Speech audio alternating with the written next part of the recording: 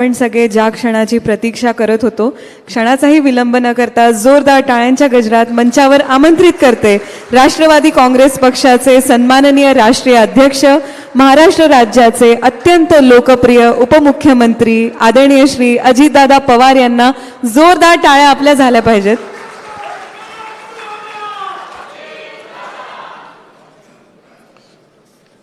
आजच्या आपल्या राष्ट्रवादी काँग्रेस पक्षाच्या चिंतन शिबिराच्या निमित्तानं उपस्थित असणारे कार्याध्यक्ष प्रफुल्ल पटेल साहेब, प्रांताध्यक्ष सुनीलजी तटकरे, दिलीप वळसे पाटील, नवाबभाई मलिक, नरहरी जिरवाळ, उपस्थित सर्वच मंत्रिमंडळातील माझे सहकारी, सर्व खासदार, सर्व आमदार, सर्व माजी आमदार, माजी मंत्री, माजी खासदार, जिल्हा राष्ट्रवादी काँग्रेस पक्षाचे सर्व अध्यक्ष, सर्व सेलचे प्रमुख, ज्यांना ज्यांना निमंत्रित करण्यात आलेलं होतं ते सर्व राष्ट्रवादी काँग्रेस पक्षाचे माझे सहकारी आणि ज्यांनी आपल्याला ह्या चिंतन शिबिराच्या निमित्तानं जायचंच,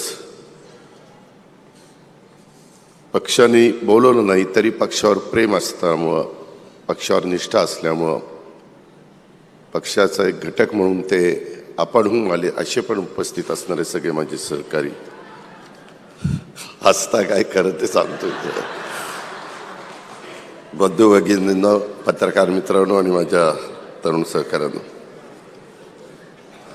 आज सकाळी सुरुवात केली, त्याच्यानंतर 10 समित्या नेमल्या गेल्या आणि सुरुवातीलाच आम्ही सांगितलेलं होतं की ह्यावेळेसचं शिबिर आपण एका वेगळ्या पद्धतीनं जातोय, वेगळी काही भूमिका आपण त्याच्यामध्ये घेतोय आणि काळानुरूप जसं राजकारणाच्या संदर्भातली सुरुवातीच्या काळामध्ये असताना प्रचाराची पद्धत आणि आताची पद्धत याच्यामध्ये जमीन आसमानाचा फरक झालेला आहे. नवीन पिढी मोठ्या प्रमाणावर पुढे आली आहे, त्यांच्या अपेक्षा मोठ्या आहेत, महिला वर्ग मोठ्या प्रमाणावर त्याच्यामध्ये सहभागी झालेला आहे, त्यांचेही प्रश्न तितकेच महत्त्वाचे आहेत आणि त्याच्यामुळे ह्या सर्वांना बरोबर घेऊन जात असताना आपल्याला त्या प्रश्नाची नीटपणे सोडवणूक केल्याशिवाय गत्यंतर नाही आहे आणि म्हणून आपण 10 त्या समित्या केल्या. त्याच्यामध्ये शिवनेरी समितीचं नेतृत्व दिलीप वळसे पाटलांनी, रायगड समितीचं श्री नरहरी जिरवाळांनी, आपल्या कळसुबाई समितीचं आदिती तटकरेंनी, विजयदुर्गचं इंद्रनील नाईकांनी, पन्हाळा समितीचं दत्तामामा भरणेंनी, राजगड समितीचं शिवाजीराव पाटलांनी, अजिंक्यतारा समितीचं अनिल भाईदास पाटलांनी, देवगिरीचं नवाबभाई मलिकांनी, रामटेकचं धनंजय मुंड्यांनी आणि सिंहगडचं सुनेत्रा पवारांनी आणि त्यांच्याबरोबर वेगवेगळी टीम होती. त्यांनी थोडक्यात, त्यांनाही वेळ तसा कमी मिळाला कारण ते 3 तास बसलेले होते. अनेकांनी उपयुक्त सूचना केल्या. आम्ही सगळेजण तिथं फिरत होतो. काही काही वेळ आम्ही त्यांचं ऐकत होतो. काहींना वाटत होतं की आम्ही तिथं थांबावं आणि संपूर्ण ऐकावं, परंतु एकंदरीत आम्ही तिथं फिरण्यामागची पार्श्वभूमी अशी होती की खरंच हे सगळं मनापासून सगळे लक्ष देऊन करतायत का, त्याच्यातलं गांभीर्य यांच्या सगळ्यांच्या लक्षात आलं आहे का. आणि त्याच्याकरता प्रफुल्लभाई असतील, मी असेल, तटकरे साहेब असतील, भुजबळ साहेब असतील, आम्ही सगळेजण फिरत होतो. मला सगळीकडे जाता आलं नाही कारण मला वेगवेगळ्या चॅनलला देखील माझ्या मुलाखती द्यायच्या होत्या. जवळपास 15 हिंदी आणि मराठी चॅनलला मी आपल्या एकंदरीत ह्या चिंतन शिबिराच्या निमित्तानं राष्ट्रवादी काँग्रेस पक्षाची काय भूमिका आहे आणि पत्रकारांना तिथे काही विचारलं. मगाशी तटकरे साहेबांनी, आमच्या प्रफुल्लबाईंनी जे काही सांगितलं की बाबा इथं का घेतलं, ह्याच्या मागचं कारण काय, कारण पत्रकार त्यांच्या अँगलनी विचार करत असतात. आपण आपली भूमिका तिथं मांडण्याचा प्रयत्न करत असतो आणि त्याच्यामुळं हे सगळं करत असताना त्या समितीमध्ये प्रत्येकाच्या किती सदस्य संख्या होती आज तुम्हाला सगळ्यांना सांगता आलं नाही, परंतु माझी तुम्हाला विनंती आहे की उद्याच्या 30 सप्टेंबरपर्यंत, मी 30 सप्टेंबरपर्यंत तारीख देतोय, 11 दिवस, त्याची संपूर्ण प्रत्येक 10 समितींची एक एक प्रत माझ्याकडे द्या, एक प्रत तटकरे साहेबांच्याकडे द्या, एक प्रत प्रफुल्लभाईंच्याकडे द्या, एक प्रत पार्टीकडं जिथं शिवाजीराव गर्जे आणि बाकीचं सगळं आपलं मुंबईचं ऑफिस आहे तिथं द्या. अशा 4 प्रती करा. त्याच्यामध्ये किती लोकांना तिथं नेमलेलं होतं आणि मला ह्या 4 दाहीच्या दाही अध्यक्षांना विनंती करायची की त्यांना तुमच्यामध्ये सदस्य म्हणून नेमल्यानंतर किती जण सुरुवातीपासून शेवटपर्यंत तिथं थांबले त्याची पण थोडीशी माहिती द्या. काय होतं, आपण सगळेजण काम करत असताना मित्रांनो, हे एकट्या दुकट्याचं काम नाही, ही सामूहिक जबाबदारी आहे. आपलं सगळ्यां एक परिवार आपण आहोत. मी सकाळी पण त्याबद्दल बोललो. आणि त्याच्यातून एकदा हा निर्णय घेत असताना, एकदा वेगवेगळे विषय देत असताना, किंवा नवाभाईंनी सांगितलं ती गोष्ट खरी आहे, त्याचा उल्लेख प्रफुल्लभाईंनी आपल्या भाषणात केला की नागरीकरण मोठ्या प्रमाणावर होतंय आणि ते कोणी थांबवू शकत नाही. मी ज्या पुण्याचं किंवा चेतन पाटील किंवा अनेक सुनील शेळके वगैरे बरेच माझे आमदार दिलीपराव वगैरे आहेत, दत्ता आहे, आम्ही सगळेजण पुणे जिल्ह्याचं प्रतिनिधित्व करतो. तिथं कशा पद्धतीनं नागरीकरण आम्ही बघतोय. त्याचबरोबर नव्या मुंबई असेल, पिंपरी चिंचवड असेल, प्रचंड म्हणजे तुम्ही विचार करू शकत नाही एवढं झपाट्याने तिथं नागरीकरण होतंय. आणि हे असल्यामुळं उद्याच्या 2029च्या निवडणुकीच्या पार्श्वभूमीवर प्रफुल्लभाईंनी आता बोलत असताना सांगितलं मतदारसंघाची फेररचना होणार. मागच्या वेळेस 2009ला मतदारसंघ बदलले गेले, आरक्षण बदलली गेली, त्याला आता 20 वर्ष होत आहेत. साधारण पद्धत अशी 20 वर्षांनी मतदारसंघामध्ये पुन्हा आरक्षणाच्या बाबतीमध्ये फेरविचार केला जातो. हे जरी निवडणूक आयोगाचं काम असलं तरी ही वस्तुस्थिती आहे. आणि त्याच्यामुळं अनेक ठिकाणी शहरामध्ये मतदार, आता पुण्यातच पूर्वी 6 मतदारसंघ होते, आता 8 झाले. पुढं हे असंच झालं तर पुण्यामध्ये 2029 पर्यंत 800 जवळपास 11 मतदारसंघ होते. त्या चेतन पाटलांचाच मतदारसंघ 6.5 लाख मतदारांचा झालेला एक मतदारसंघ. तीच गोष्ट पिंपरी चिंचवडला 6.5 लाख मतदार. आणि त्याच्यावर चिंचवडला पण असेच मतदारसंघ 304 तर होणारच आहे, परंतु 5 पण होण्याची शक्यता आहे. अशी एकंदरीत मी उदाहरण म्हणून पिंपरी चिंचवड आणि पुण्याचं नाव दिलं. परंतु जिथं जिथं नागरीकरण मोठ्या प्रमाणावर झालेल्या आपल्या महाराष्ट्रातल्या वेगवेगळ्या शहरामध्ये तिथं अशा प्रकारची परिस्थिती आहे, ह्याची नोंद आपण घ्यावी. आणि मगाशी सांगत असताना ह्या 10 समितीच्या प्रमुखांना नंतर पण मला चिठ्ठी आल्यात की इंद्रनील दिली की दादा मला भाषणामध्ये वेळ मर्यादित होता, परंतु एक अत्यंत महत्त्वपूर्ण विषय माझा राहून गेला, असं अनेकांचं झालंय. त्याच्यामुळं त्यांनी देखील ते सगळं व्यवस्थित नोट तयार करावी. कारण काही काही तुमच्या सूचना आम्ही ऐकत होतो. आम्हाला देखील काम करत असताना ज्यावेळेस देवेंद्रजी, एकनाथरावजी, मी आणि मंत्रिमंडळ आम्ही बसतो, आम्ही धोरण ठरवत असतो, ज्याचा उल्लेख दिलीप वळसे पाटलांनी केला. पूर्वीच्या काळामध्ये एक काँग्रेस असायची, त्या काँग्रेसचं सतत सरकार असायचं आणि त्यावेळेस काँग्रेस संघटनेला महत्त्व द्यायची, संघटना एकत्र बसायची आणि मग त्याच्यातनं रोजगार हमी योजना यायची, त्याच्यातून वेगवेगळ्या पद्धतीच्या योजना यायच्या. इवन आपण पण महाविकास आघाडीमध्ये असताना RR पाटलांनी आम्ही सगळ्यांनी बसून ती संत गाडगेबाबा ग्राम स्वच्छता अभियान, महात्मा गांधी तंटामुक्त गाव योजना, हगणदारी हटाव कार्यक्रम, त्याच्यात नाव हगणदारी आपल्याला वेगळं वाटत असलं तरी त्यावेळेस ग्रामीण भागाला त्याच्यामध्ये घेण्याकरता ते नाव गेल्याशिवाय गत्यंतर नव्हतं. कारण कधी कधी ती नावं इतकी ग्रामीण भागाच्या अंगवळणी पडलेली असतात, शहरातल्या भागांना वाटतं बघा काय शब्द वापरला, अरे पण तो ग्रामीण भागाला तो जास्त आपलेपणाने वाटतो. त्याच्यामुळं मी बऱ्याचदा भाषण करत असताना मी ग्रामीण शब्द वापरले की शहरी भागातले म्हणतात अरे ही काय बोलला, परंतु ग्रामीण भाग खुश होतो, याला दादा लयच भारी बोलला, असं ते होत असतं. पण मी पण आता बरंच टाळायचा प्रयत्न करतो, कारण जबाबदारी तुम्ही माझ्यावर जास्त दिलेली, त्याच्यावर त्या जबाबदारीचं पालन केलं पाहिजे आणि त्या पद्धतीनं आपण पुढे जातो.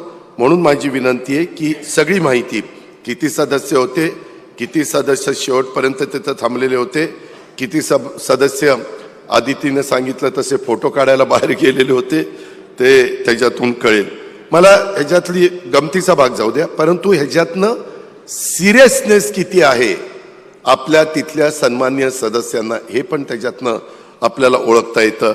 त्याच्यात तुम्ही सांगितलं पक्षाची थिंक टँक असली पाहिजे, वर्षभराचा कार्यक्रम दिला पाहिजे, वक्ते तयार केले पाहिजेत, त्याच्यामध्ये ह्या सगळ्या गोष्टी आहेत आणि ते खूप त्याच्यात आता मी सगळेच विषय घेत नाही किंवा नवाबाईंनी प्रफुल्लबाईंनी सांगितलं तसं शहरी भागामध्ये काही करून आपल्याला लक्ष द्यावंच लागेल.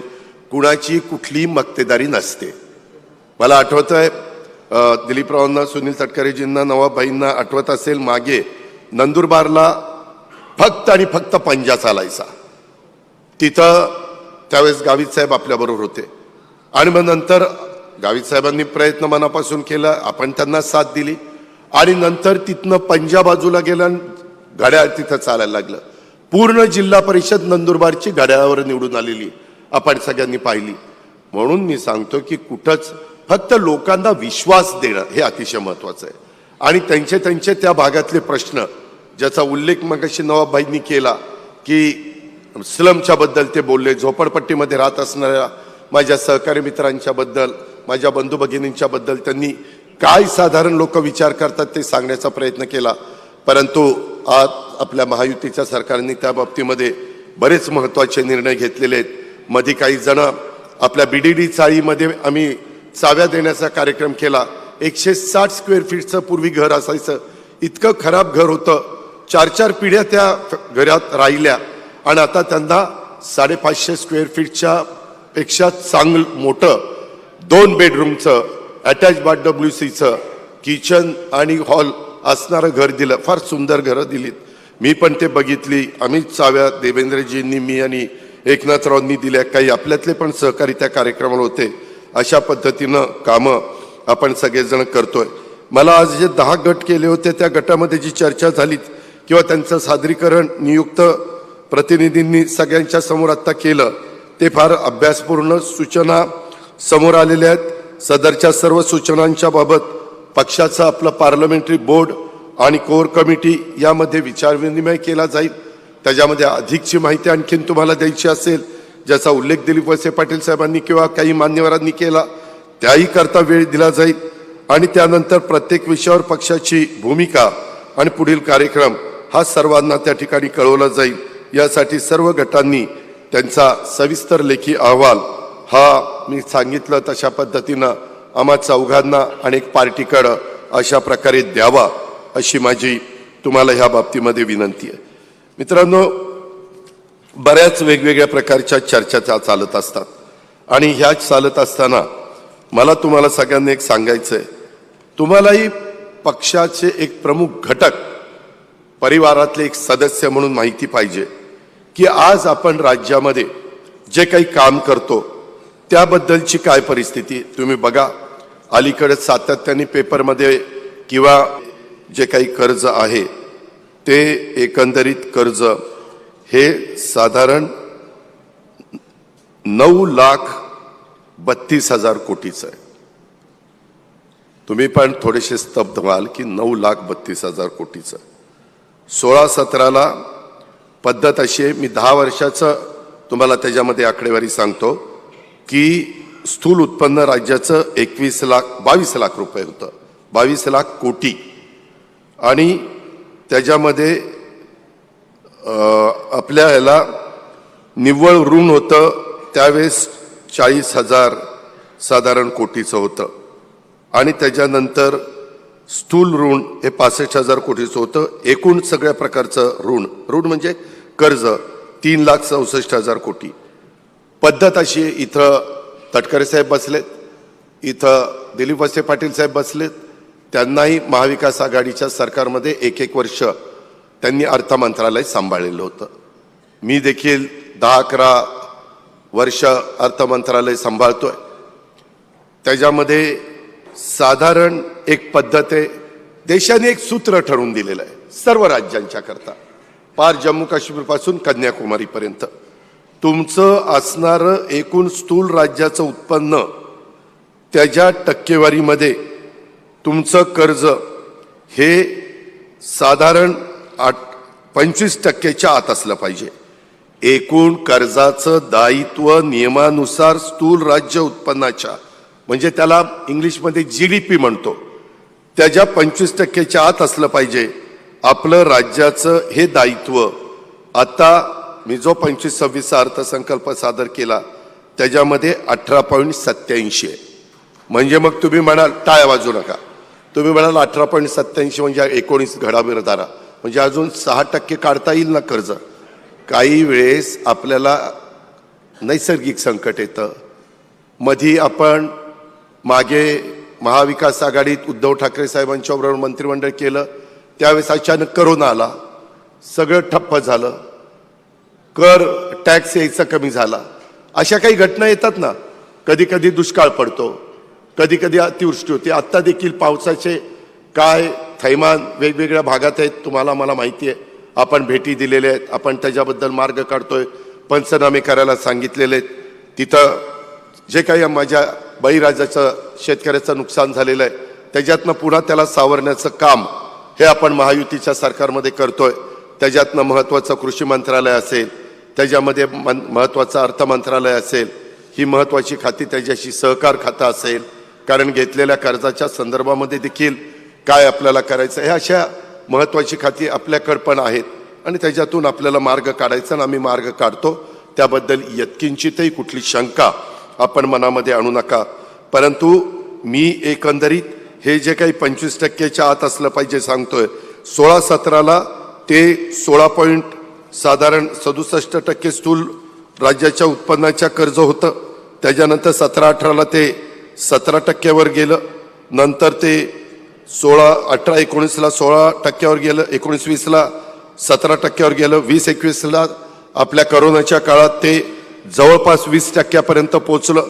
कारण त्यावेळेस काहींना आठवत असेल की आपण क्लास 3 आणि 4चे पगार केले आणि क्लास 1 आणि क्लास 2ला सांगितलं जरा थांबा, परिस्थिती सुधारल्यावर दुसऱ्या महिन्यात तुमचे पगार देतो. असाही काळ आपण पाहिलेला आहे आणि त्यावेळेस 20%पर्यंत पोचलं. 21-22ला 18%पर्यंत, 22-23ला 17%पर्यंत, 23-24ला 18%पर्यंत, 24-25ला सुधारित अंदाज हा 18.5% आणि 25-26ला साधारण 18.75 इथपर्यंत असं हे गणित आहे. त्याच्यामुळं तुम्ही जसं आपल्या स्थूल उत्पन्नाच्या GDPच्या 25%च्या आतमध्ये राज्याचं दायित्व असलं पाहिजे कर्जाचं, तशा पद्धतीनं आपल्याकडं जमेची पण बाजू ही महत्त्वाची आहे. 2016-17ला आपली जमा बाजू होती 2,04,000 कोटी, ती महसूल जमेची 14% होती. 17-18ला ती 2,43,000 कोटी झाली, ती महसूलच्या जमेच्या 13.5% होती. अशी वाढत वाढत वाढत गेलं. आत्ताचा अर्थसंकल्प मी सादर केला त्यावेळेस ती 5,61,000 कोटी रुपये अशा प्रकारे महसूल जमा आणि साधारण महसूल जमेची टक्केवारी ही 11.5% राहिलेली. वर्षभरात होणारं व्याज प्रदान हे महसूल जमेच्या 20%च्या मर्यादेत हवंय. ते आपलं प्रमाण 11.5% आहे. या नियमाचं पालन करणारी देशात फक्त 3च राज्य आहेत. एक म्हणजे गुजरात, दुसरं ओरिसा आणि तिसरं महाराष्ट्र. बाकी सगळी राज्य ह्याच्या बाहेर आहेत. पण ते त्यांची परिस्थिती कशी आहे त्यांच्यावर टीका टिप्पणी करण्याचा तुम्हाला मला अधिकार नाहीये. आणि मागील 10 वर्षामध्ये राजकोषीय तूट ही देखील राजकोषीय तूट नियमानुसार स्थूल उत्पन्नाच्या 3%च्या मर्यादेत असली पाहिजे. हे सूत्र हे केंद्राने ठरवून दिलेलं आहे आणि आपली तूट ही यंदा 2.76 म्हणजे 3%च्या आतच आहे. आपण सातत्याने ती तूट गेल्या 10 वर्षात 3%च्या आतच ठेवलेली आहे.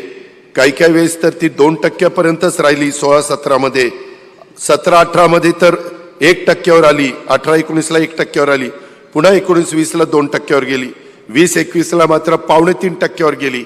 कारण करोनाचं वर्ष होतं. त्याच्यानंतर 2%, 2%, 2.25%, 3% आणि आता 2.5%. हे का मी सांगतो?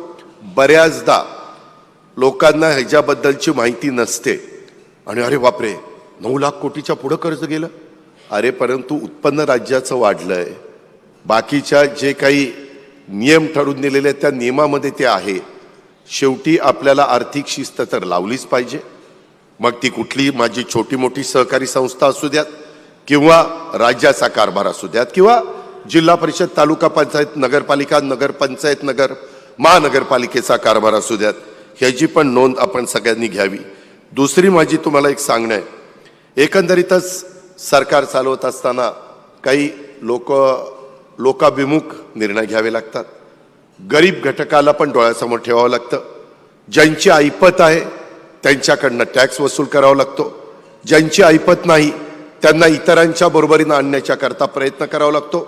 आज आपण ज्या महायुतीच्या सरकारमध्ये काम करतोय तिथं आपण समाजातील सर्व घटकातील, सर्व समाजातील, सर्व जाती धर्माच्या महिलांच्यासाठी लाडकी बहीण योजना आली. त्याचा उल्लेख तटकरे साहेबांनी केला. तिची जबाबदारी आपल्या आदिती तटकरे यांच्यावर आहे.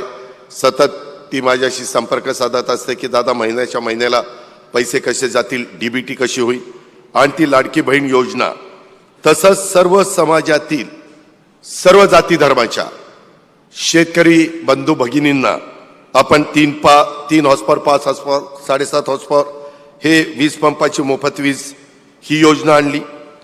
तुम्हाला किती लोकांना माहिती आहे मला माहीत नाही, दोन्ही मिळून जवळपास 3 कोटी लाभार्थी, महाराष्ट्राची लोकसंख्या 13 कोटी, ह्या दोन्ही योजनेचे 3 कोटी लाभार्थींना साधारण वर्षाला आपल्याला बजेटमधनं 65,000 कोटी रुपये बाजूला काढून ठेवावे लागतात.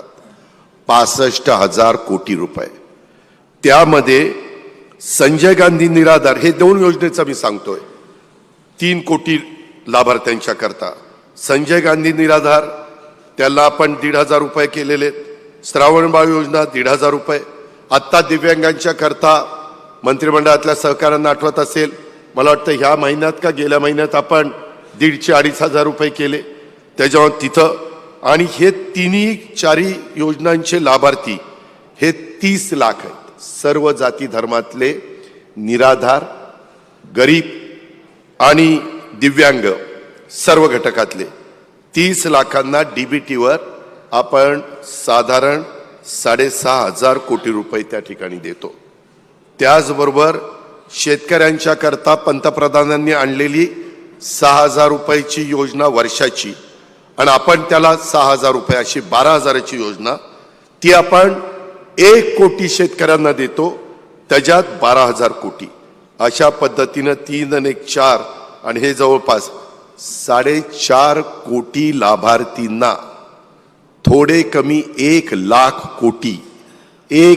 कोटी राज्य सरकार, आपलं महायुतीचं सरकार हा गरीब घटकाला त्याचं राहणीमान उंचावं, त्याला इतरांच्या बरोबरीनं पुढं आणण्याचं काम करावं, त्याचं पर कॅपिटा उत्पन्न वाढावं, त्यांना सुखाने समाधानाने संसार करता यावा, ह्याकरता हे एवढं मोठं काम आपण करतो.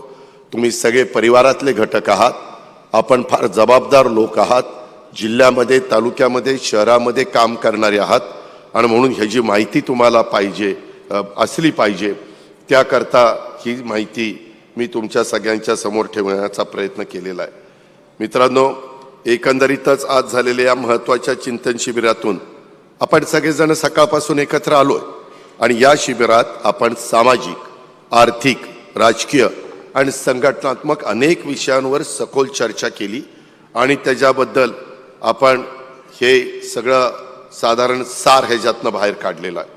आणि ह्या चर्चेसत्रातून आपल्या पक्षाच्या पुढचा मार्ग आम्ही स्पष्ट ठरवलेला आहे, आणि त्यालाच आपण राष्ट्रवादी नागपूर डिक्लेरेशन असं नाव त्या बाबतीमध्ये दिलेलं आहे. मित्रांनो, या पुढील काळात राष्ट्रवादी काँग्रेस पक्षाचा प्रत्येक नेता, प्रत्येक कार्यकर्ता हा आता लोकांशी सतत जोडलेला राहणार आहे. ह्याच्याआधी काही जण जोडलेले असायचेच, त्याशिवाय त्यांना आपल्या भागाचं नेतृत्व करताच येत नाही, परंतु इथून पुढे आता आपल्या सर्वांना हे लोकांशी सतत सर्वांनी जोडलं पाहिजे. जनसंवाद, राष्ट्रवादी परिवार मिलन, युवा टाउन हॉल, महिला संवाद यासारख्या उपक्रमाच्या माध्यमातून लोकांच्या भावना आणि त्यांच्या ज्या काही अडचणी आहेत ते थेट आपल्यापर्यंत कशा पोहोचतील आणि राष्ट्रवादी काँग्रेस पक्ष आणि जनता लोक हे यांच्यात एक मजबूत दुहेरी असा कसा संवाद निर्माण करता येईल आणि म्हणून प्रत्येक जिल्ह्यात दर 3 महिन्यांनी एकदा जनसंवादाचा कार्यक्रम होईल. मी स्वतः, मंत्रिमंडळातील माझे सहकारी, आपले आमदार थेट नागरिकांच्या पर्यंत जाऊन त्यांच्या तक्रारी आणि सूचना ऐकू, लोकांच्या प्रश्नाला तात्काळ उत्तर देण्याचा प्रयत्न करू. एक होणार आहे, मगाशी त्याचा उल्लेख तटकरे साहेबांनी केला, इतरांच्याही काहींच्या लक्षात आलेलं आहे. हे करताना काही जण आपल्यावर फार प्रेम असणारी लोक मुद्दाम उचकून देण्याच्या करता काही प्रश्न विचारायचा प्रयत्न करतील, कुणाला तिथं पाठवतील. शांतपणे ऐकायचं. मी कसं परवा ऐकलं, तिनं सांगितलं मनोहर पर्रिकर असे फिरायचे, तुम्ही कधी फिरणार? तिला काय माहिती मनोहर पर्रिकर 6 वाजता फिरत होते का? अरे हा अजित पवार 6 वाजता फिरत असतो. पण मला ते बोलायचं नव्हतं. पुन्हा बघा काय उर्मटपणा, लाडकी बहीण असं विचारतील त्याला हे उत्तर असं देतात. बाई तुझं खरं, ही पूर्व, ही नाही का, ही तर तुम्ही पण इथून पुढं तेवढी वेळ मारण्यापुरतं, नंतर खरंच सांगायचं ही पूर्व आहे, त्याच्यामुळे तेवढी वेळ मारण्यापुरतं आपल्याला हे करावं लागेल. काही जण जाणीवपूर्वक आपल्याला अडचणीत आणून त्याच्यावर कॅमेरे ठेवून तेवढंच, ते बाकीचं काहीच दाखवणार नाही, तेवढंच दाखवत बसतील. बघा कशी उलटी उत्तरं देत आहेत. म्हणजे आपल्या सगळ्या कार्यक्रमावर पालत्या घडावर पाणी. तसं काही होऊन देऊ नका, हे मी मलाही समजून सांगतो, पण त्याचबरोबर तुम्हालाही समजून सांगतो. तर ह्या पद्धतीनं आपल्याला करायचंय. आपले मंत्री आणि आमदार हे सतत कार्यकर्ते लोकांच्या समोर आपली कामगिरी ठेवण्याचा प्रयत्न करतील. लाडकी बहीण योजना, शेतकरी मोफत वीज योजना अशा उपक्रमांना लाभ घेतलेल्या माझ्या भगिनी आणि शेतकऱ्यांशी आपल्याला संवाद साधून त्यांचे अभिप्राय घ्यायचेत, त्यांच्याशी सतत संपर्कात राहायचंय. आपण दर महिन्याला एक नव्या विषयावर लक्ष केंद्रित करू. प्रत्येक महिन्याला एक नवीन मोहीम, एक नवा विषय. कारण मगाशी बोलत असताना काहींनी सांगितलं ह्या 10 समित्यांपैकी की कार्यक्रम आम्हाला द्या. मला वाटतं धनंजय का कोणीतरी बोललं की आम्हाला प्रत्येक वेळेस कार्यक्रम त्या ठिकाणी मिळाला पाहिजे आणि नवीन विषय. अशा पद्धतीनं आपण सतत लोकांच्या पर्यंत जाण्याचं ठरवलेलं आहे. त्याकरता इथं बसणाऱ्या प्रत्येकाचं सहकार्य, मदत पाहिजे. संघटनात्मक पातळीवर सर्व पदं रिक्त आहेत, ती लवकरात लवकर भरण्याच्या बद्दल पण आपण निर्णय घेऊ. काही ठिकाणी पदं भरलीत, पण ज्या अपेक्षांनी पद दिलं गेलेलं आहे ती अपेक्षा काही पूर्ण होत नाही. कारण इतर काही व्याप असतील, इतर काही जबाबदाऱ्या असतील, त्याच्यावर तिथं पण फेरविचार हा करावा लागणार आहे. त्याच्यामध्ये किंवा त्यांचं तिथं काम खूपच चांगलं आहे म्हणून तिथून त्यांना वरच्या ठिकाणी घेण्याच्या करता ती जागा मोकळी करावी लागणार आहे. अशा काही गोष्टी संघटनेत कराव्या लागणार आहेत. आपल्या पक्षात सहभागी होणाऱ्या नेत्यांना अनेक जण आज पण त्यांना आपण निमंत्रित केलेलं आहे. परवा शिवाजीराव चौथे, सतीशराव आहे तिथं, आपण त्यांना पक्षात प्रवेश दिला. ज्या आमच्या अंबडचे माजी आमदार, आज पण माझं भाषण संपल्यानंतर माजी आमदार देगलूर नांदेडचे सुभाष सामणे साहेबांना पण आपण इथं प्रवेश त्या ठिकाणी देणार आहोत. ही प्रक्रिया आपली सातत्याने चाललेली आहे. अनेक कार्यकर्ते बोलत असतात. माझी एवढीच विनंती आहे, बऱ्याचदा तुम्ही सांगता आम्ही विश्वास ठेवतो आणि त्या व्यक्तीला घेतो. फक्त येणारी व्यक्ती जी आम्हाला माहिती आहे, ज्यांच्याबरोबर आम्ही काम केलंय, तिथं कुठली अडचण नाही. परंतु काही काही नवे चेहरे येतात. तुम्ही लोक सांगता, भगिनी सांगतात, आमचे तरुण सांगतात आणि त्यांना घेतल्यानंतर कळतं की इथं कुठंतरी काहीतरी चुका झालेल्या आहेत आणि मग त्याच्याबद्दल आपल्याला ट्रोल केलं जातं. थोडंसं पक्षप्रवेश देताना त्या व्यक्तीची प्रतिमा जनमानसामध्ये चांगली असावी, जेणेकरून बेरजेचं राजकारण स्वर्गीय यशवंतराव चव्हाण साहेबांनी शिकवलेलं आहे. त्या बेरजेचं राजकारण करत असताना आपली वजाबाकी होता कामा नये, ह्याची पण नोंद माझ्या सर्व मान्यवरांनी आणि माझ्या सहकारी मित्रांनी इथं घ्यावी. आणि ह्या पदाधिकाऱ्यांना देखील आपल्याला सन्मानाची वागणूक द्यायची. त्यांचेही काही वेगवेगळे मतं आहेत, त्यांचे पण काही वेगवेगळे विचार आहेत. ह्याच्यातल्या अनेकांनी सांगितलेलं आहे.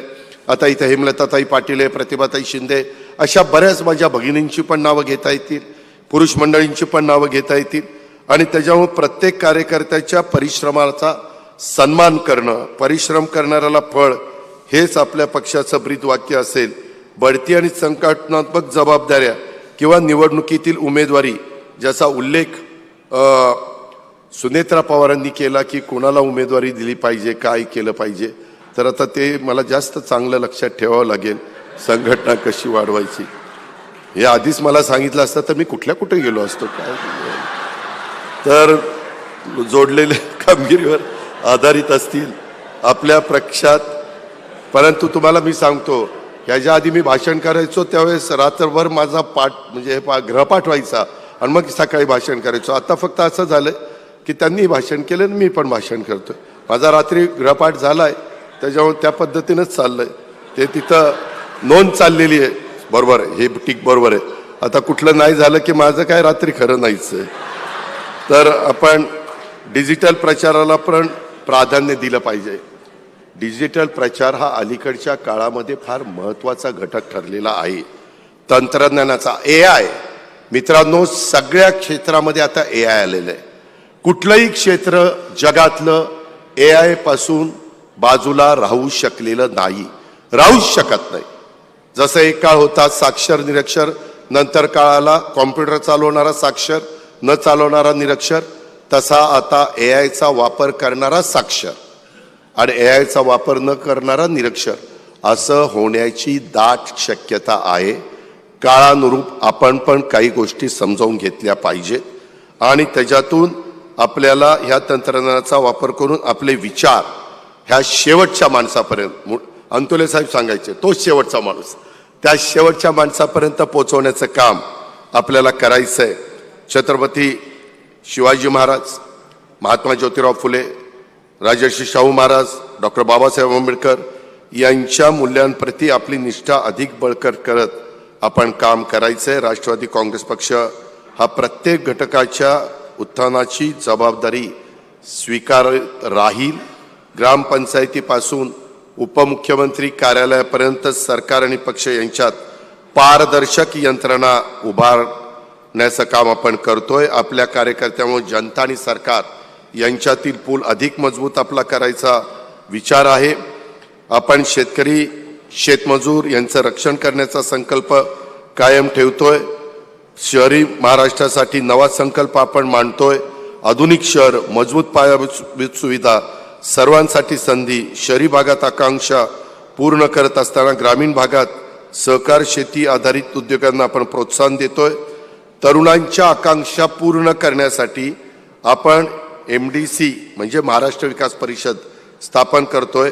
ही थिंक टँक महाराष्ट्र 2050 साठी एक रोडमॅप तयार करेल आणि जागतिक दर्जाची शहरं, हरित पायाभूत सुविधा, रोजगारांच्या संधी आणि सुशासनाची नवी दिशा, अशा पद्धतीनं शेवटी या डिक्लेरेशनमधून आपण राष्ट्रीय लोकशाही आघाडीतल्या आपल्या सहभाग अधिक दृढ करत आहोत, ज्याचा उल्लेख प्रफुल्लबाईंनी पण केला. नरेंद्र मोदींनी पाकिस्तान प्रायोजित दहशतवादाबद्दल विरोधात घेतलेली भूमिका ठाम आपण मान्य करतो, त्याचं कौतुक करतो. महाराष्ट्राच्या विकासासाठी भारतीय जनता पक्ष आणि शिवसेनेसोबत आपली युती अधिक बळकट करण्याची बांधिलकी आपण व्यक्त करतोय. मुख्यमंत्री देवेंद्र फडणवीस यांच्या नेतृत्वाचं देखील आपण कौतुक करत असतो. आणि हे डिक्लेरेशन म्हणजे काही फक्त एक दस्तऐवज नाही, तर तुमच्या माझ्या शिवशाहू फुले आंबेडकरांच्या महाराष्ट्राच्या भविष्याचा एक संकल्प आहे. आणि हा संकल्प पूर्ण करण्याच्या करता आपण सगळ्यांनी एक दिलाने त्या ठिकाणी काम करायचंय, हे मात्र आपण सगळ्यांनी लक्षामध्ये घ्या. एक गोष्ट खरी आहे, ज्याचा उल्लेख तटकरे साहेबांनी आपल्या भाषणामध्ये केला की महाराष्ट्राची उपराजधानी एक, आम्ही ज्यावेळेस कुठं घ्यायचं काय घ्यायचं त्यावेळेस आम्हाला प्रफुल्लबाई पण म्हणले नागपूरला घ्या, आपण नागपूरला चांगल्या प्रकारचं शिबिर एक दिवसाचं घेऊ. आणि ह्या नागपूरच्या ऐतिहासिक भूमीत भारतरत्न डॉक्टर बाबासाहेब आंबेडकरांनी जिथं बुद्ध धर्माचा स्वीकार केला, त्या दीक्षाभूमीच्या पवित्र नगरीत राष्ट्रवादी काँग्रेस पक्षाच्या वतीनं बोलवण्यात आलेल्या ह्या एक दिवसीय चिंतन शिबिरात आपण देशभरातून राज्याच्या विविध भागातून आवर्जून उपस्थित राहिला त्यासाठी पक्षाचा अध्यक्ष या नात्यानं मी आपला सर्वांचं मनापासून आभार देखील मानतो। हे शिबिर यशस्वी होण्यासाठी आपले प्रांताध्यक्ष सुनीलजी तटकरे आणि त्यांच्या सगळ्या टीमनी, शहरातल्या आणि ग्रामीणच्या सगळ्या आमच्या नागपूरच्या पण पदाधिकाऱ्यांनी, दोन्ही अध्यक्षांनी, सगळ्या सहकाऱ्यांनी ज्या पद्धतीनं मेहनत घेतली, सहकारी पक्ष बांधवांनी जे मेहनत घेतली त्यांचंही मी कौतुक करतो। थोडंसं जेवणाची गडबड झाली कारण आपण 550-600 धरलेले होते, संख्या वाढली, परंतु शेवटी आपण बाकीच्याही सगळ्या गोष्टी वाढवल्या आणि जेवढं बोलवल्या प्रत्येक कार्यकर्त्याचं समाधान किंवा कुठलीही त्याला अडचण येणार नाही ही जी काळजी घ्यायची असते ती काळजी घेण्याचा प्रयत्न आपण ह्या निमित्तानं केलेला आहे। हे पण आपण सगळ्यांनी लक्षामध्ये घेतलं पाहिजे। सहकाराच्या बद्दल पण मगाशी बऱ्याच गोष्टी सांगितल्या की त्याच्यातनं कसा रोजगार वगैरे निर्माण होईल, त्याही करता आपण लक्ष घालू। मी आपल्याला ही गोष्ट सांगतो की माझं आता महायुतीच्या सरकारचं 8 डिसेंबरला नागपूरचं अधिवेशन सुरू होणार आहे। त्यावेळेस मला फार काही पुरवणी मागण्याच्या निमित्तानं ह्याच्यातल्या काही गोष्टी घेता येतील अशातला भाग नाही, पण मार्चच्या आधी फेब्रुवारीमध्ये पुढच्या वर्षीचा अर्थसंकल्प सादर करत असताना आज तुम्ही जे काही थोडं बहुत बोललाय किंवा 10 जणांच्या समितीचे जे अहवाल आम्हाला येतील आणि त्याच्यातनं संघटनेच्या दृष्टिकोनातनं आणि राज्याच्या भल्याच्या करता, त्या घटकाकरता ज्या योजना चांगल्या असतील, मगाशी मला वाटतं कोणतरी बोललं महिलांच्या करता हॉस्टेल, त्याही बद्दलचा काही ठिकाणी आपण करतोय, नवाबाई बोलले, आज त्यांचा हा फार महत्त्वाचा विषय आहे। काही जण विधवा माझ्या भगिनी असतात, परित्यक्त्या असतात, काहीच्या अडचणी असतात आणि त्यांना शहरी भागामध्ये राहण्याची व्यवस्था नसते, त्याकरता देखील आपण काही कसं पुढं जायचं ते ठरवू आणि बजेटमध्ये 8-8.5 लाख कोटीचं बजेट सादर करत असताना ह्याच्यातले काही कार्यक्रम हे आपण त्याच्यामध्ये राबवण्याचा निश्चितपणे प्रयत्न करू। ही पण बाब मी आपल्या सगळ्यांच्या लक्षामध्ये आणून देऊ इच्छितो। एकंदरीतच महायुतीचं सरकार येऊन जवळपास 10-11 महिनेचा काळ लोटला गेलेला आहे। सरकार स्थिर आहे। अशा वेळेस सरकारमधल्या तिन्ही घटक पक्षांच्याकडनं पक्ष संघटनेला बळकटी देण्याचं प्राधान्य देण्यात येत आहे। आज ह्या शिबिरामागचा हाच एक भाग आहे। निवडणुका पार पडल्यानंतर जेव्हा आपण सत्तेत सहभागी होतो तेव्हा निवडणुकीच्या वेळी दिलेली आश्वासनं येणाऱ्या 5 वर्षात पूर्ण करण्याची जबाबदारी ही त्या सरकारवर असते, आपल्यावर असते। शासनाकडे उपलब्ध असलेला निधी आणि त्यांचं योग्य नियोजन या माध्यमातून राज्याच्या विकासाच्या चक्राला कशी गती देण्याचं काम करता येईल ते काम आम्ही करतोय आणि हे काम अत्यंत कौशल्यानं करावं लागतं।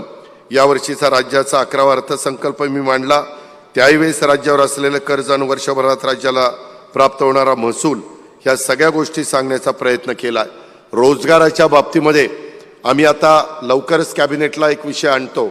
काही जिल्ह्यांमध्ये ऑलरेडी आलंय innovation centre, incubation centre, CIIT हा कार्यक्रम आपण राबवतोय। माझ्या माहितीप्रमाणे बीडला भूमिपूजन झालं, रायगडला भूमिपूजन झालं, पुण्याला भूमिपूजन झालं, रत्नागिरीला भूमिपूजन झालं। छत्रपती संभाजीनगरची जागा सतीशरावांना आठवत असेल की जवळपास आपण फायनल केलेली आहे। नांदेडची जागा आपण विद्यापीठामध्ये फायनल केलेली आहे। असं अनेक ठिकाणी आपण 36च्या 36 जिल्ह्यामध्ये जातोय आणि तिथं साधारण दरवर्षी 7,000 विद्यार्थी-विद्यार्थिनी हे CIITचं शिक्षण घेऊन बाहेर पडतील आणि त्यांना स्वतःच्या पायावर उभं राहता येईल किंवा त्यांना तिथं नोकरी उपलब्ध होईल अशा पद्धतीचाही कार्यक्रम आपण राज्य सरकारच्या वतीनं राबवतोय आणि त्याचा लवकरच तुम्ही पेपरमध्ये वाचाल की कॅबिनेटनी 36च्या 36 जिल्ह्यामध्ये म्हणजे कुठलाही जिल्हा त्यापासून वंचित राहणार नाही। टाटा ट्रस्ट हा देखील त्याच्यामध्ये खूप महत्त्वाचं योगदान देतोय। माहिती करता 200 कोटीचा कार्यक्रम आहे, 165 कोटी टाटा ट्रस्ट देणार आहे आणि 35 कोटी राज्य सरकार घालणार आहे, असा हा महत्त्वाचा कार्यक्रम आहे। तो तरुण तरुणींच्या करता फार दिशादर्शक ठरणारा कार्यक्रम हा होणार आहे। आपल्या एकंदरीतच आपल्याला ह्या विकास चक्राला गती द्यायची आहे आणि ही गती देत असताना अर्थव्यवस्थेच्या विकास चक्राला चालना देण्याच्या करता खाजगी क्षेत्रातील गुंतवणूक, सार्वजनिक क्षेत्रातील गुंतवणूक, नागरिकांचा उपभोग खर्च आणि निर्यात ह्या सगळ्या गोष्टी या 4 घटकामध्ये वृद्धी होणं आवश्यक आहे. तशा पद्धतीचा आपण कार्यक्रम हातामध्ये घेतलाय. म्हणून मी बऱ्याचदा महाराष्ट्रामध्ये फिरत असताना सांगत असतो, महाराष्ट्र आता थांबणार नाही, विकास आता लांबणार नाही.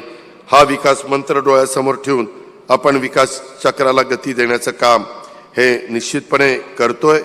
एकंदरीतच या सर्व गोष्टीचा सकारात्मक परिणाम दिसायला काही थोडासा कालावधी माझ्या विधानसभेच्या आणि विधान परिषदेच्या सदस्यांना सांगायचं त्याला लागणार आहे. त्यासाठी काही धीर हा धरला पाहिजे. सर्व आमदार कार्यकर्ते विविध विकास कामं घेऊन भेटत असतात. कामाची यादी पाहता त्यासाठी आवश्यक निधी आणि उपलब्ध निधीपेक्षा नेहमीच तुलनेनं कमी असतो. त्यात 3 पक्षाचं सरकार, त्याच्यातनं साहजिकच काही मग कार्यकर्ते किंवा माझे आमदार नाराज होतात. आमदारच काय पण आमचे मंत्रिमंडळातले सहकारी पण कधी नाराज होतात. माझ्यावर निधी वळवण्याचं देखील कधी कधी आरोप होतात. अशा वेळेस त्याबाबतची वस्तुस्थिती आपल्याला माहिती असली पाहिजे. इथं नरहरी झिरवाळ बसलेले आहेत, त्यांनाही माहिती आहे. मध्ये असंच सांगण्यात आलं की मी अनुसूचित जाती जमातीचा आणि आदिवासी घटकाचा म्हणजे SCचा आणि STचा निधी हा वळवला. मी आपल्याला सांगतो 24-25ला आपण SCला 15,893 कोटीचा नियतवे दिला.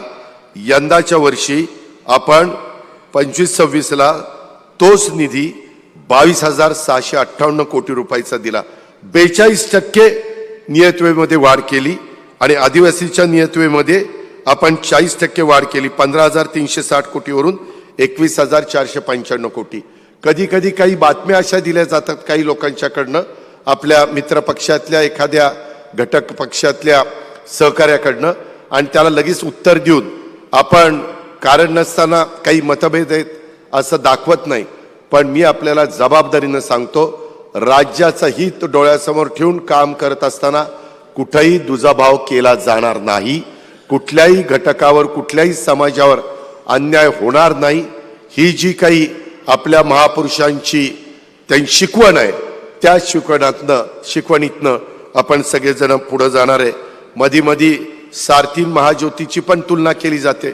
मी खरंच आपल्याला सांगतो, सारथी असेल, महाज्योती असेल, मार्टी असेल, बार्टी असेल, आरटी असेल, ज्या कुठल्या वेगवेगळ्या घटकाच्या करता आपण संस्था काढलेल्या आहेत, तिथं प्रत्येकाला न्याय देण्याची भूमिका हीच आपली राज्य सरकारची आणि तुमचा सगळ्यांचा सहकारी या नात्याने माझ्यासारख्या कार्यकर्त्याची राहिलेली आहे, पुढेही राहील. याही बद्दलची ग्वाही मी आपल्याला देतो.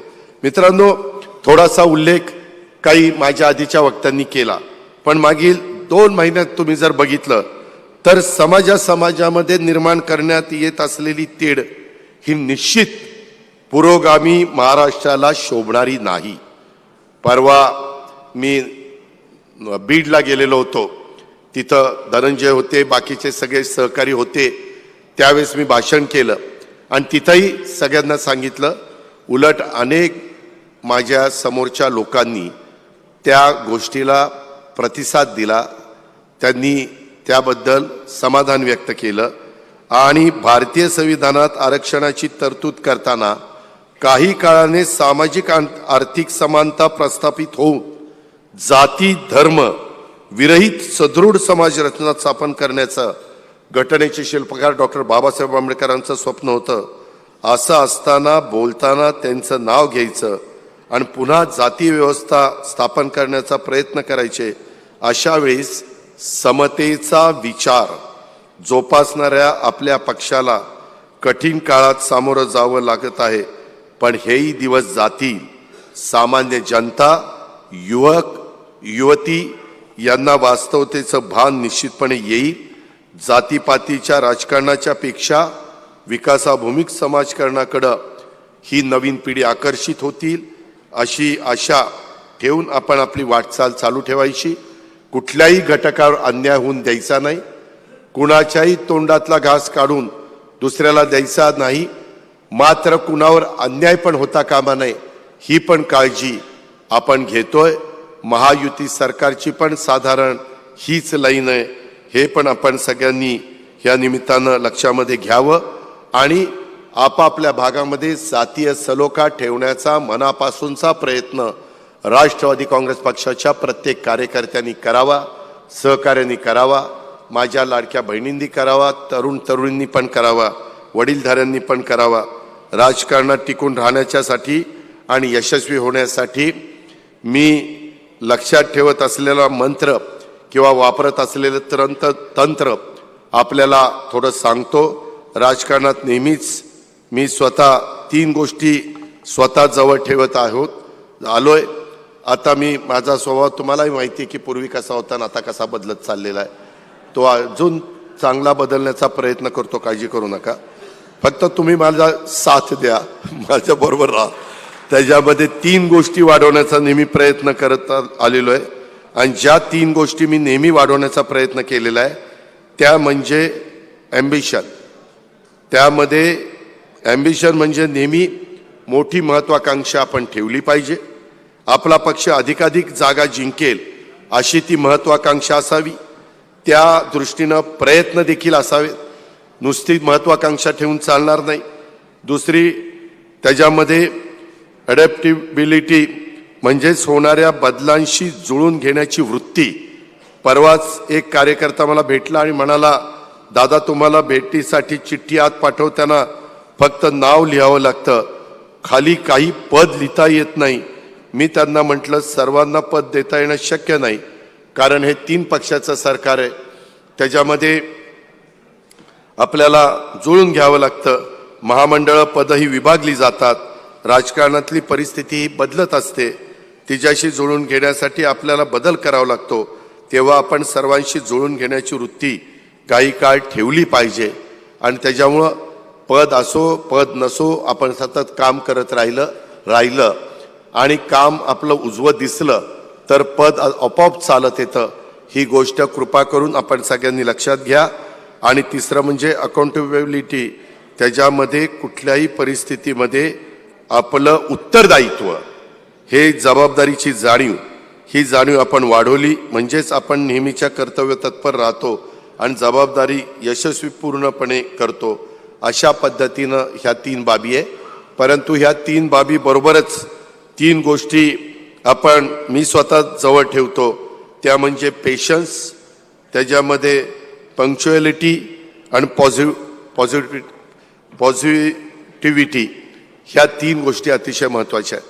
त्याचा उल्लेख माझ्या माहितीप्रमाणे तटकरे साहेबांनी पण केला. आपण नेहमी पॉझिटिव्ह असलं पाहिजे.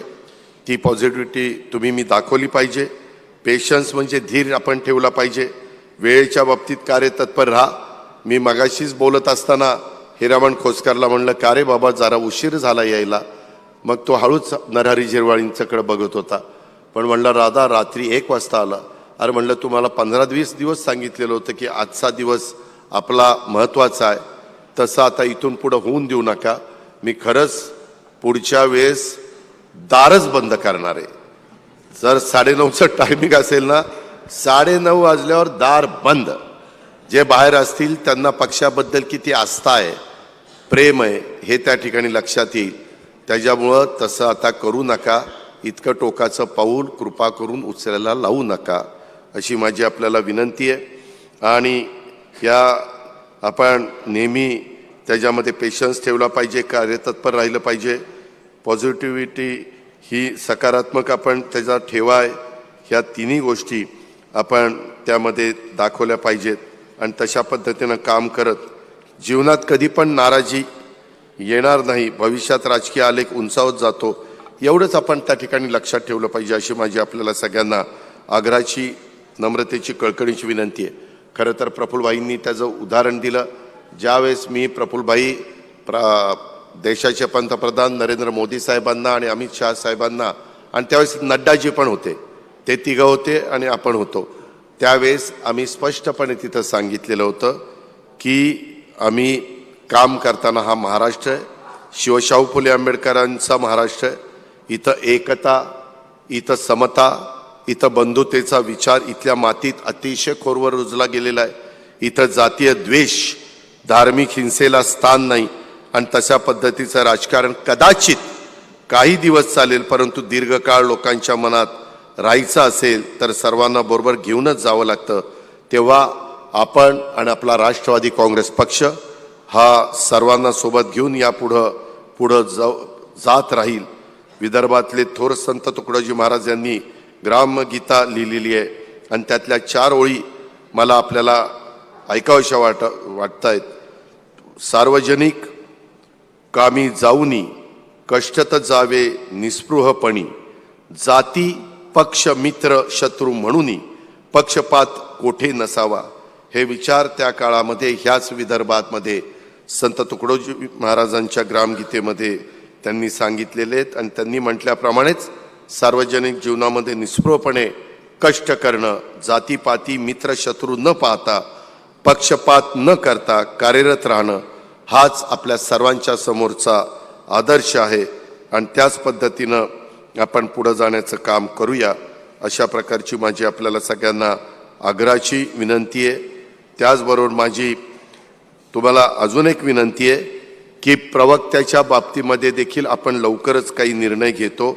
मगाशी त्याच्याबद्दल सांगितलं, कधी काही प्रवक्ते हे ज्या पद्धतीनं तिथं बोललं पाहिजे किंवा माहिती घेतली पाहिजे. इथं नवाबभाई साक्षीला आहेत. नवाबभाई ज्यावेळेस आपण सगळेजण एकत्रपणे राष्ट्रवादी काँग्रेसमध्ये काम करायचो त्यावेळेस एखादा प्रसंग देश पातळीवर घडला, राज्य पातळीवर घडला तर फोन करून ते विचारायचे, साहेबांना विचारायचे, आम्हाला विचारायचे की काय साधारण आपली भूमिका असली पाहिजे आणि ते व्यवस्थितपणे तिथं मांडायचे आणि त्या पद्धतीनं पक्षाची भूमिका मांडून लोकांच्या मनातले गैरसमज दूर करण्याचा प्रयत्न करायचे. कधी काही प्रवक्ते असं काही बोलून जातात की आगीतनं उठलो आणि फोपट्यात पडलो असंच सांगायची वेळ येते. आणि म्हणून मगाशी प्रफुल्लभाईंनी त्या गोष्टीचा उल्लेख केला. अरे बाबा, थोडंसं शांतपणे तुम्ही जरा विचारपूर्वक बोलत चला. काही लोक अतिशय चुकीचं बोलतात. त्यांनी तसं बोलले तर विनाशकाले विपरीत बुद्धी म्हणून विषय सोडून द्यायचा, फार त्याचं उत्तर द्यायच्या भानगडीमध्ये पडायचं नाही. मी मगाशीच सांगितलं, पेशन्स ठेवले पाहिजे. त्याबद्दलची भूमिका ही प्रवक्त्यांनी पण दाखवली पाहिजे. आणि कधी काही प्रवक्ते असं काही बोलतात आणि कुणाला तरी अंगावर घेतात. कुणाला अंगावर घेऊ नका. तुम्ही प्रवक्तेपद नीट सांभाळा आणि पक्षातला त्याच्यातनं मदत कशी होईल, पक्षाची प्रतिमा जनमानसाच्या समोर कशी चांगली पद्धतीनं पुढे जाईल, अशा प्रकारचा प्रयत्न त्या बाबतीमध्ये सगळ्यांच्याकडनं झाला पाहिजे अशी माझी आपल्याला सगळ्यांना या निमित्तानं विनंती आहे. आपल्या प्रवक्त्यांनी, पदाधिकाऱ्यांनी, कार्यकर्त्यांनी ही गोष्ट कृपा करून लक्षामध्ये ठेवावी किंवा शिवशाहू फुले आंबेडकरांची हीच आपल्या पक्षाची ठाम विचारधारा आहे. नवमहाराष्ट्राचे शिल्पकार स्वर्गीय यशवंतराव चव्हाण साहेबांच्या विचारावरच आपण काम करतो. त्यामुळं आपल्या शब्दातली सुसंस्कृतपणा जपणं ही तुमची माझी प्रत्येकाची जबाबदारी आहे. भावनेच्या भरात कोणी अविचारी वक्तव्य करू नये, कुठंही पातळी घसरू नये याची माझ्यासह प्रत्येकाने काळजी घ्यावी. आपल्या नेत्यांवर असंसदीय भाषेत हल्ला झाल्यावर तुम्हाला दुःख होणं स्वाभाविक आहे, तरी देखील परंतु त्याला उत्तर देताना आपण योग्य शब्दामध्ये, ठाम विचारांनी आणि मर्यादित राहून प्रत्युत्तर दिलं पाहिजे. पक्षावरील विश्वास आणि आपल्या कामाची ताकद आणि जनतेशी असलेली आपली नाळ यावर आपण ठाम राहिलो तर कुठल्याही अफवांनी किंवा खोट्या प्रचारांनी आपल्या पक्षाची प्रतिमा डळमळीत होणार नाही. याची नोंद आपण घ्या. पक्षातल्या प्रत्येक कार्यकर्त्याची एकजूट असणं गरजेचं आहे. आपण आपल्या भावनेवर नियंत्रण ठेवून शब्दांची योग्य पातळी राखत सत्य आणि तथ्ये लोकांच्यापर्यंत पोहोचवली पाहिजेत. भडक, उग्र आणि समाजामध्ये तेढ निर्माण करणारी वक्तव्य आपल्या पक्षाच्या सोबतच महाराष्ट्राच्या ऐक्याला बाधा पोचू शकतात. हे कृपा करून आजच्या ह्या राष्ट्रवादी चिंतन शिबिराच्या निमित्तानं लोकशाही, न्याय, समता ही भूमिका ज्यावेळेस आपण मांडतो त्यावेळेस हे प्रत्येकाने लक्षामध्ये ठेवलं पाहिजे, अशी माझी आपल्याला सगळ्यांना आग्रहाची विनंती आहे. आणि देशाचा आणि राज्याचा विकास महत्त्वाचा असला तरी शिवशाहू फुले आंबेडकर हा देशाच्या लोकशाहीचा आत्मा आहे आणि तसाच तो राष्ट्रवादी काँग्रेस पक्षाचा पण आत्मा आहे. त्या आत्म्याशिवाय यात कोणी शंका घेण्याचं कारण नाही. राष्ट्रवादी काँग्रेस पक्ष देशाच्या आणि राज्याच्या विकासाचा विचार करूनच NDAमध्ये सामील झालेला आहे. कधी कधी एखादी व्यक्ती एखादं स्टेटमेंट करते, ते स्टेटमेंट केल्यानंतर काही समाजातली लोक ती राष्ट्रवादी काँग्रेस पक्षाची भूमिका आहे असं समजतात. माझी त्यांना हात जोडून विनंती आहे, एवढ्या मोठ्या पक्षामध्ये एवढं सांगून एखाद्याने असं काही पक्षाला बाधा आणणारं स्टेटमेंट केलं तर त्या स्टेटमेंटची पक्ष अजिबात त्या ठिकाणी सहमत नाही. ही गोष्ट देखील आपण लक्षामध्ये ठेवली पाहिजे अशी माझी विनंती आहे. कधी कधी काही वेळेस वेगवेगळे मोर्चे दिसतात, वेगवेगळे आंदोलन होतात. लोकशाहीमध्ये संविधानाने प्रत्येकाला अधिकार दिलेला आंदोलन करायचा, मोर्चे काढण्याचा, परंतु त्याच्यातून असं काहीतरी कुणीतरी त्याच्यामध्ये सामील झालं की दुसऱ्या भागातले लोक म्हणतात अहो तर कार्यकर्ते त्याच्यामध्ये होते, तुमचे नेते होते, मग तुमचं ह्याच्याबद्दल काय मत आहे. मी आपल्याला स्पष्ट सांगतो की आज ह्या शिबिराच्या निमित्तानं, राष्ट्रवादी चिंतन शिबिराच्या निमित्तानं आम्ही सगळ्यांनीच एवढ्या स्पष्टपणे ह्या भूमिका मांडल्या. त्याच्यामुळं यदा कदाचित ह्या भूमिकेला बगल देणारी गोष्ट एखादी घडत असेल तर सरळ तुम्ही सांगा की त्या दिवशी दिवसभर आम्ही बसलो होतो सकाळी 9 ते 6:30 पर्यंत आणि त्यामध्ये ही आमच्या राष्ट्रवादीची भूमिका आहे, ही आमच्या राष्ट्रवादीची विचारधारा आहे. त्याच्यामुळे एखादी कुणी वेगळं मत व्यक्त केलं तर त्या मताशी राष्ट्रवादी काँग्रेस पक्ष अजिबात सहमत नाही असं तुम्ही स्पष्टपणे सांगायला मागं पुढं बघू नका. पक्षाच्या स्थापनेपासून राज्याच्या खेड्यापाड्यातले, देशातल्या, जगाच्या कानाकोपऱ्यातले कार्यकर्ते हे आपल्या विचाराशी जोडले गेलेले आहेत. या सर्वांनी राष्ट्रवादी काँग्रेस पक्ष हा वाढवण्याच्या करता 10 जून 1999 पासून आजपर्यंत वेगवेगळ्या टप्प्यात वेगवेगळ्या मान्यवरांनी काम करत आलेले आहेत. त्याच्यामध्ये राष्ट्रवादीचे विचार समाजामध्ये पोहोचवण्यापर्यंत, शेवटच्या माणसापर्यंत नेण्यापर्यंत जे योगदान दिलंय त्या सर्वांचं मी मनापासून अभिनंदन करतो, मनापासून त्यांचं त्या ठिकाणी कौतुक करतो. पुन्हा जाता जाता लोकांच्या मध्ये मिसळा, जनसंपर्क वाढवा, लोकांच्या सुखदुःखाशी एकरूप व्हा. जेव्हा तुम्ही लोकात जाल तेव्हाच लोक तुमच्याबरोबर येतील. त्यासाठी राष्ट्रवादीची कार्यालय सुसज्ज करा. येत्या काळात राष्ट्रवादी काँग्रेस पक्षाची कार्यालय ही अधिक लोकांनी भरलेली, गजबजलेली दिसायला हवीत. राष्ट्रवादी काँग्रेस पक्ष हा नेत्यांचा नाही तर तो कार्यकर्त्यांचा पक्ष आहे, म्हणून त्याची ओळख शेवटपर्यंत जायला हवी. हे आपल्या सगळ्यांचं ध्येय आहे, ते माझंही ध्येय आहे. राष्ट्रवादी काँग्रेस पक्ष आपल्याला चांद्यापासून बांद्यापर्यंत वाढवायचा आहे. त्यासाठी आपण सगळेजण मिळून तयारीला लागूया. पक्षाच्या सर्व संघटनांचा अधिकाधिक विस्तार कसा होईल, नेत्यांसोबत फिरण्याच्या पेक्षा लोकांच्या मध्ये फिरण्याचा प्रयत्न करा. आपला पक्ष सर्वसामान्य लोकांचा, ही प्रतिमा लोकांच्या मध्ये असायला हवी. शेतकरी, कष्टकरी ह्या राष्ट्रवादी काँग्रेस पक्ष त्या आपला पक्ष आहे हे वाटायला त्यांना हवं आहे. यासाठी आपण गावागावामध्ये, ग्रामीण भागात आणि शहरामध्ये, वॉर्डामध्ये, प्रभागामध्ये आपण पक्ष वाढवण्याचं काम या निमित्तानं करूया. पुन्हा एकदा महायुती सरकारच्या माध्यमातून राज्याच्या अर्थसंकल्पाच्या वतीनं आपण घेतलेले निर्णय आणि त्याचा लाभ, इव्हन सेंट्रलमध्ये पण NDAने काही चांगले निर्णय बरेचसे घेतलेले आहेत आणि आपल्याही सरकारने काही चांगले निर्णय मोठ्या प्रमाणावर घेतलेले आहेत. हे लोकांच्यापर्यंत पोहोचवण्याचं काम हे आपल्याला करावं लागणार आहे असं आव्हान मी ह्या चिंतन शिबिराच्या निमित्तानं करतो. पुन्हा एकदा सर्वांचे मनापासून आभार.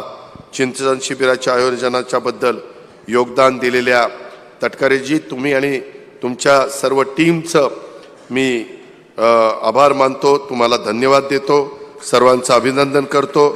आपल्या सर्वांचे कष्ट आणि मेहनतीतून येणाऱ्या काळात आपला राष्ट्रवादी काँग्रेस पक्ष राज्यामध्ये मजबूत पक्ष होईल राष्ट्रवादी काँग्रेसमय वातावरण महाराष्ट्रातल्या सगळ्या भागामध्ये होईल. आणि त्या मगाशी सूचना मला वाटतं धनंजयनी काकूंनी दिली की एखाद्या ठिकाणी आपला आमदार नसला तर तिथं कार्यकारिणी असेल, तिथं पक्षाचे कार्यकर्ते असतील, अशा प्रकारची व्यवस्था आपण ह्या नजीकच्या काळामध्ये करू. त्याकरता संघटनेला माझ्यासहित सगळेजण अधिकचा वेळ देतील ह्याबद्दलची ग्वाही मी आपल्याला देतो. आणि आपल्या सर्वांच्या कष्टातून मेहनतीतूनच येणाऱ्या काळात विशेषतः स्थानिक स्वराज्य संस्थांच्यामध्ये राष्ट्रवादी काँग्रेस पक्षाला अधिक कशा यश मिळेल ह्याबद्दलचा आपण सगळेजण प्रयत्न करूया.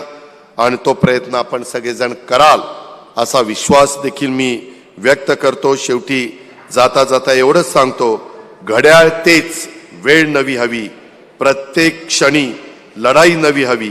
लढेन मी आणि जिंकेनही, फक्त तुमची साथ हवी आहे. जय हिंद, जय महाराष्ट्र, जय राष्ट्रवादी.